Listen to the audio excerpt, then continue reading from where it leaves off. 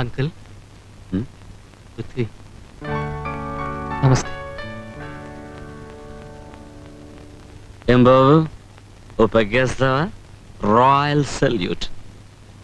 ఈ గురువు గారిని కలిసిన శుభ సందర్భంలో మందు పెగ్గేసి రాయల్ గా సెల్యూట్ కొట్టుకో. ఓకే. సారీ సార్, ఆ అలవాటు నాకు లేదు. ఏమిటి, మందు కొట్టడమా సెల్యూట్ కొట్టడమా? రెండు లేవండి. గౌరవం మాటల్లో కాదు, మనసులో ఉండాలని నా నమ్మకం. It's all right. ప్రతి పనికి ఓ ముహూర్తం ఉంటుందా? అదంతా పైవాడి చేతిలో ఉంటుంది.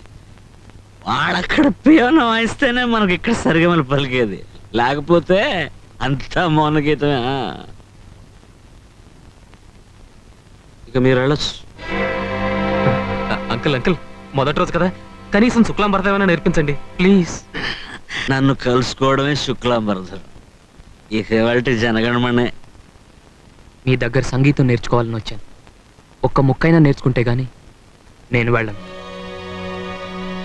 పృథ్వీ కోరిక కాదనకండి ప్లీజ్. ఓకే, చెప్తాను.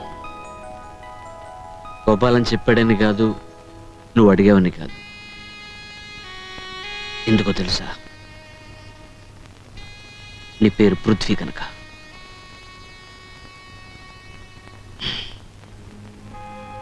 ఆ రెండక్షరాల వెనక 20 సంవత్సరాల గతం ఉంది. మా కలల స్వరూపం కొడుకై పుడితే వాడికి పృథ్వీ అని పేరు పెట్టుకుందాం అనుకున్నాం. నేను నా ప్రభావతి.